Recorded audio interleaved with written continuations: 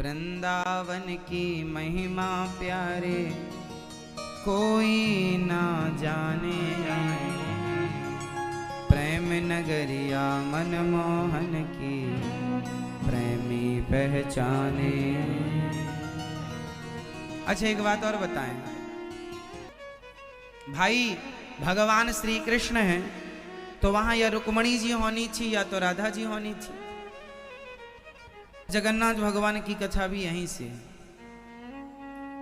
और दक्षिण भारत में जो रंगनाथ भगवान है उनकी कथा अयोध्या से है। अभी जगन्नाथ जी की सुनिए। भगवान जगन्नाथ जी मतलब भगवान श्री कृष्ण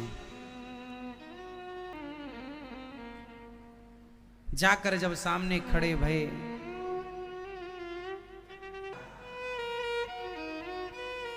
कोई उत्तर नहीं मिला तो श्याम सुंदर चुप हो गए।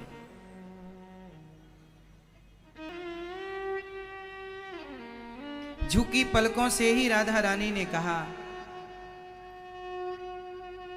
आ गए कन्हैया, तुम्हारे 2 दिन बीत गए। कहा था 2 दिन में आ जाऊंगा, और वैसे भी अब तुम्हें हमारी जरूरत ही क्या है। अब तुम ना है कि तुमने बहुत नाम कमा लिया है, बहुत बड़े राजा हो गए हो द्वारिका के, तुम्हारे साथ हमारे नहीं रहे। श्याम सुंदर स्तब्ध रह गए, कोई उत्तर ना दिया गोविंद ने। थोड़ी देर बाद शब्दों को पांव पिघल गए, पूरा शरीर, और केवल भगवान कृष्ण नहीं, बलराम और मां सुभद्रा, भगवान का वही शरीर, बाद में वही शरीर, फिर भगवान का वो शरीर ठीक हो गया, पर उसी शरीर वैसे हूबहू वैसे रूप में भगवान जगन्नाथ के रूप में प्रकट हो गए। मुझे जगन्नाथ कहा जाएगा, मैं यूं ही रहूंगा और आने वाले युगों में भक्तों को प्रेम की निशानी बनकर प्रेम का पाठ पढ़ाता रहूंगा। तो वृंदावन की गोपियों के विरह में, उस प्रेम के विरह में आप कहते हैं जगन्नाथ जी के हाथ क्यों नहीं है? देखा आपने जगन्नाथ जी के आधे आधे हाथ हैं? कहां गए आधे हाथ? प्रेम में पिघल गए, चरण भी नहीं है, चरण भी नहीं है, कमर तक पिघल गए थे। जगन्नाथ जी की आंखें, वो आंखों का निशान जो बड़ा बड़ा आप देखते हैं ना, जगन्नाथ जी को जो बड़ा वाइट आंखें जो बनाई जाती हैं, वो केवल इसलिए बनाई जाती हैं कि यहां पे आंखों का आप दर्शन कर लीजिए, आंखें हैं नहीं, आंखें पिघल गई। भगवान जगन्नाथ जी बिल्कुल निराकार रूप में प्रकट हो गए। बिनु पग चलहि सुनहि बिनु काना, कर बिनु कर्म करहि विधि नाना।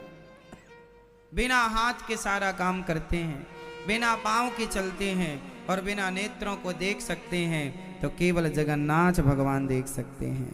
इसलिए तो गोस्वामी तुलसीदास जी ने जो बातें लिखी हैं, बिनु पग चलहि भगवान के लिए, बिनु पग चलहि सुनहि बिनु काना, कर बिनु कर्म करहि विधि नाना, ये जगन्नाथ जी के लिए। बाद में भगवान से प्रार्थना करने पर भगवान ने अपना शरीर फिर ठीक कर लिया, ठीक हो गया। उस शरीर से फिर आगे की लीलाएं हुई, पर वो शरीर की छवि आज जगन्नाथ जी के रूप में। तो जगन्नाथ जी प्रकट तो यहीं हो गए थे वृंदावन में, क्योंकि कथा यहीं हुई थी, प्रकट तो यहीं हो गए। फिर कालांतर में भगवान ही इंद्रद्युम्न नाम के राजा थे पुरी के, उनकी पत्नी का नाम था गुंडिचा। उनके यहां भगवान ही आए और कहा कि हमें 1 महीने का समय दो। मंदिर तैयार था, भगवान किसको बिठाएं जगन्नाथ जी में, ये तय नहीं हो पा रहा था। तो लकड़ी लाए नीम की, और नीम की लकड़ी से कहा कि हमें कोई रोकना मत, 1 महीने तक दरवाजे ना खोलना। तो अंदर ही भगवान ने जगन्नाथ जी तैयार किए, और जब खटपट की आवाज़ आनी बंद हो गई तो माता गुंडीचा ने कहा कि अभी तक तो आवाज़ आ रही थी, तो लग रहा था भाई वो कुछ खाता नहीं पीता नहीं, अंदर 1 महीने से क्या काम करता, हो सकता मर गया हो, कोई आवाज़ भी नहीं आती। तो 15 दिन में ही दरवाज़ा खोल दिया गया। तो खोल देने के बाद जितना दर्शन हुआ, बस वही दर्शन आज तक हो रहा है जगन्नाथ जी का, वही दर्शन भगवान का वही स्वरूप है आज। और आपको एक बात और बता दूं कि जगन्नाथ जी का शमशान भी है मंदिर प्रांगण में ही। हर जब 2 आषाढ़ आते हैं, जब 2 आषाढ़ आते हैं जब भी, तो जगन्नाथ जी, पुराने जगन्नाथ जी का अंतिम संस्कार होता है, और नए जगन्नाथ जी फिर, जिन्हें हृदय परिवर्तन लीला कहते हैं, भगवान श्री कृष्ण जब गए तो वो उनका दिल, धड़कता हुआ दिल आज भी जगन्नाथ जी के अंदर। आपको पता है जगन्नाथ जी का दिल आज भी हमारी और आपकी तरह धड़कता है आज भी, क्योंकि भगवान श्री कृष्ण का हृदय ही उनमें प्रवेश कराया गया था। अद्भुत महिमा है साहब, क्या क्या हम बताएंगे आपको। तो भगवान भाव से मिल जाते हैं, प्रेम से मिल जाते हैं। कोई पुकारे तो भगवान रीझ जाते हैं। तो जगन्नाथ भगवान, इसलिए कहता हूं कभी जगन्नाथपुरी जाया करो, जगन्नाथ जी का भाव से दर्शन करते करते आंखों में आंसू आ जाए। हे प्रभु, जैसे आपका शरीर उस प्रेम में पिघल गया, हमें भी अपने प्रेम की भिक्षा दे दो प्रभु, हमें भी प्रेम की भिक्षा दे दो। थोड़ा सा प्रेम हम भी आपसे कर लें। अरे हमारे हाथ पांव ना पिघलें तो ना पिघलें, कम से कम इन आंखों में तो आंसू आ जाएं आपके प्रेम में, आपकी याद में। हम ऐसे अभागे हैं कि हम लोग पैसा कौड़ी हीरा मोती परिवार के लिए तो रोते हैं, पर भगवान के लिए ये हमारी निकम्मी आंखें रोती नहीं। भगवान की याद में इन आंखों में रत्ती भर आंसू नहीं है। क्या बताएं साहब, बहुत अभागे हैं हम। क्यों? क्योंकि भगवान की याद में आंसू नहीं आते, भगवान के लिए ये आंखें रोती नहीं हैं, इसलिए अभागे हैं। वही भाग्यशाली है जिसकी आंख में कम से कम भगवान के लिए बहाने के लिए 2 आंसू तो हैं। हम तो वो अभागे हैं कि हमारी आंखों में गोविंद के लिए 2 आंसू भी नहीं। हम बहुत गरीब हैं कि हमारी आंखों में भगवान को चढ़ाने के लिए 2 आंसू भी नहीं। धन्य है वो मीरा जो रात रात रोया करती थी कृष्ण के लिए। धन्य है वो नरसिंह जी जो रात रात रोया करते थे श्याम सुंदर के लिए। धन्य है गोपियां जो सालों साल तक रोती रहीं श्याम सुंदर के लिए।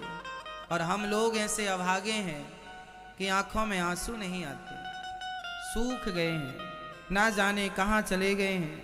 हे श्याम सुंदर, जेब से 100 रुपए गिर जाएं तो आदमी रो पड़ता है, 1,00,000-2 लाख का नुकसान हो जाए तो रो पड़ता है। लेकिन जीवन का सबसे बड़ा नुकसान क्या है कि जीवन चला गया और भगवान नहीं मिले। इससे बड़ा नुकसान, इससे बड़ी हानि क्या हो सकती है। अनमोल तेरा जीवन यूं ही गवा रहा है, किस ओर तेरी मंजिल किस ओर जा रहा है। जगन्नाथ भगवान प्रत्यक्ष रूप से विराजमान है, कोई संदेह नहीं, कोई किंतु नहीं परंतु नहीं। जगन्नाथ भगवान की कृपा को मैंने महसूस किया है। भगवान कभी ये नहीं देखते कि मेरे भक्त के पास पैसा कितना है, धन कितना है, दौलत कितनी है ना।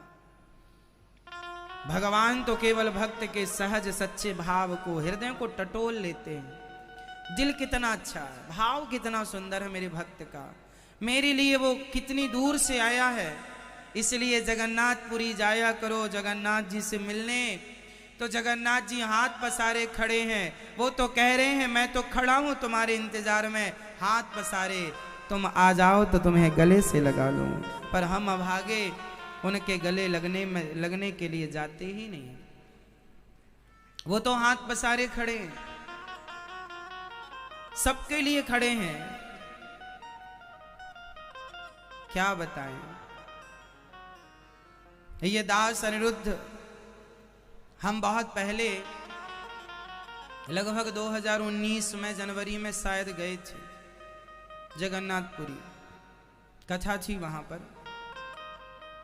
कोरोना काल के पहले जगन्नाथ भगवान का दर्शन हुआ था। मुझे बड़ी चाहत थी जगन्नाथ भगवान का दर्शन करने की। फिर एक दिन जगन्नाथ जी ने बुला ही लिया, खूब दर्शन हुआ। और वहीं पर जगन्नाथ जी की रसोई, जगन्नाथ जी का प्रसाद पाते पाते मैंने जगन्नाथ जी से कह दिया था कि हे जगन्नाथ जी, जैसे आप सबको प्रसाद पवाते हैं, आप चलिए दास अनिरुद्ध के साथ। मेरी भी इच्छा है कि आपके द्वारा सेवा हो वन्य की, जैसे जगन्नाथपुरी में सेवा होती है, ऐसे दास के द्वारा आपकी कृपा से निमित्त बनाकर ठाकुर जी जरूर ये कार्य पूरा कीजिए। तो जगन्नाथ भगवान ने कृपा की और वही जगन्नाथ भगवान की रसोई यहाँ गौरी गोपाल जी की रसोई में चालू है। जगन्नाथ भगवान गौरी गोपाल भगवान के रूप में प्रकट हो गए और आज ये सेवा यहाँ निरंतर चल रही है। जीवन में कभी भी किसी को अन्न की कमी हो तो जगन्नाथ भगवान का स्मरण करना चाहिए। जगन्नाथ भगवान का स्मरण करते हुए हमारे जीवन में कभी अन्न की कमी नहीं होती, अन्न धन की कमी कभी नहीं होती। इसलिए कहीं भी रहो, अपने गांव में, घर में, गली मोहल्ले में रहो, पर भाव से जगन्नाथ जी रहो। कहीं भी रहो, भाव से वृंदावन बिहारी जी के चरणों में रहो। एक रूप से वह जगन्नाथ भगवान बन गए, एक रूप से श्री हरिदास जी के लिए वह बिहारी जी बनकर प्रकट हो गए, एक रूप से वह राधा रमण जी, राधा वल्लभ जी, एक रूप से द्वारिकाधीश जी, एक रूप से विठलनाथ जी, एक रूप से सांवरिया सेठ जी, अनेक रूप रूपाय विष्णवे प्रभु विष्णवे।